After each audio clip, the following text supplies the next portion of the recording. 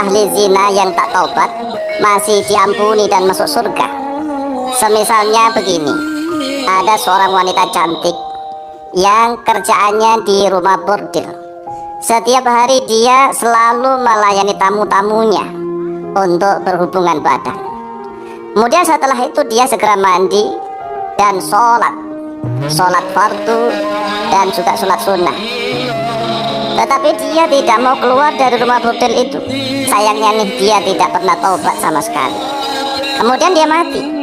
Apakah dia masih bisa diampuni oleh Allah dan masih masuk surga? Orang yang melakukan suatu dosa dan kemaksiatan yang diiringi dengan suatu amal ibadah yang soleh, insya Allah bimasyiatillah, dengan kehendak Allah, dia bisa masuk surga dan bisa diampuni oleh Allah dosa-dosanya walaupun dia tidak taubat. Mengapa? Karena setiap amal kebaikan itu mampu menghapus dosa-dosa walaupun tidak taubat. Karena dosa yang wajib taubat adalah dosa syirik. Dosa syirik itulah dosa yang menyekutukan Allah. Dosa musyrik, orangnya namanya musyrik, dosanya, perbuatannya namanya syirik.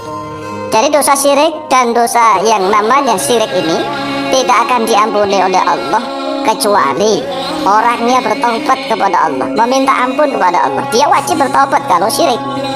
Dan selain dosa syirik yang berhubungan langsung kepada Allah, maka walaupun tidak taubat itu bisa diampuni oleh Allah dan bisa masuk surganya Allah Azza wa Jalla. Asalkan nih orangnya masih juga melakukan perbuatan-perbuatan amal ibadah yang hasanat, yang baik. Dalilnya banyak sekali di dalam Al-Quran dan hadis. Contohnya di dalam surat Hud ayat yang ke-114. Qala Allah Azza wa Jalla, a'udzu billahi minasyaitonir rajim, innal hasanati yudhibna sayyi'at. Sesungguhnya beberapa kebaikan yudhibna, yaitu mampu menghilangkan, mampu menghapus oleh beberapa amal kebaikan itu as-sayyi'ati, pada beberapa perbuatan buruk. Jadi amal kebaikan itu mampu menghilangkan, menghapus beberapa dosa-dosa perbuatan yang buruk. Dzalika dzikra lidzakirin.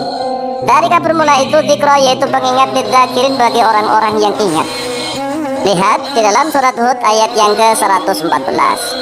Wa qala Rasulullah sallallahu alaihi wasallam, dan Rasulullah sallallahu alaihi wasallam telah bersabda. Perhatikan nih di dalam hadisnya Rasulullah, hadis yang sahih. Wa ajbi sayyi'atal hasanata tamhuha. Wa ajbi, dan ikutkanlah oleh engkau as-sayyi'ata, pada keburukan, al-hasanata, pada kebaikan. Tamhu, maka akan menghapus oleh kebaikan itu ha, pada keburukan. Jadi kalau habis misalnya menjalankan suatu amal buruk ke dosa-dosa, maka segera ikutilah amal yang soleh, amal kebaikan. Maka amal soleh itu mampu menghapus pada amal-amal yang buruk. Sebagaimana pertanyaannya tadi, ada seorang wanita cantik kerja di rumah bordil.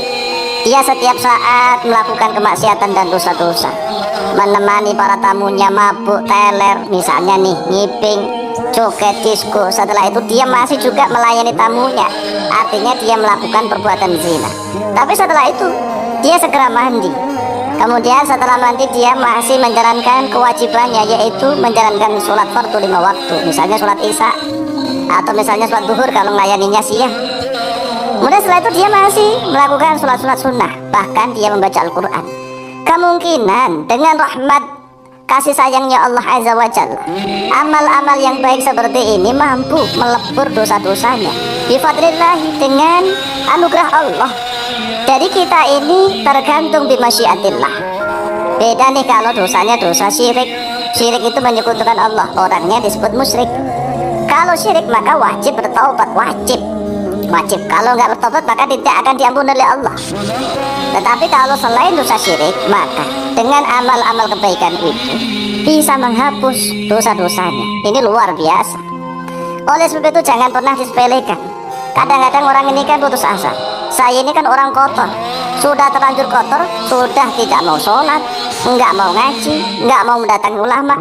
Ini malah tambah kotor, tambah kotor. Jadi kalau kita misalnya merasa pendosa, banyak maksiat, pezina dan seterusnya, jangan putus asa. Lakukan amalan-amalan kebaikan, tetap jalankan sholat fardu 5 waktu, ditambahi sholat-sholat sunnah, ditambahi baca Al-Quran. Siapa tahu dengan fadilahnya itu kita akan diampuni oleh Allah dan masuk surganya Allah Azza wa Jalla. sebagaimana kisah hadis sahih riwayat Imam Bukhari dan Muslim, ya kan? Ini hadisnya sudah masyhur. Ada seorang wanita, ya pezina lah, senantiasa menjual diri. Kan redaksi hadisnya begini: ghufira limra'atin mumisatin. Imra'atin mumisatin itu wanita yang tidak pernah menolak ajaan siapapun. Pokoknya kalau diminta ya udah oke dikasih, begitu. Artinya ya wanita begitulah. Marot bikalbin ala ro'si rokiyin yang hatu. Dia melewati anjing kan, yang kehausan, yang mengendus-endus menjilat-jilat tanah.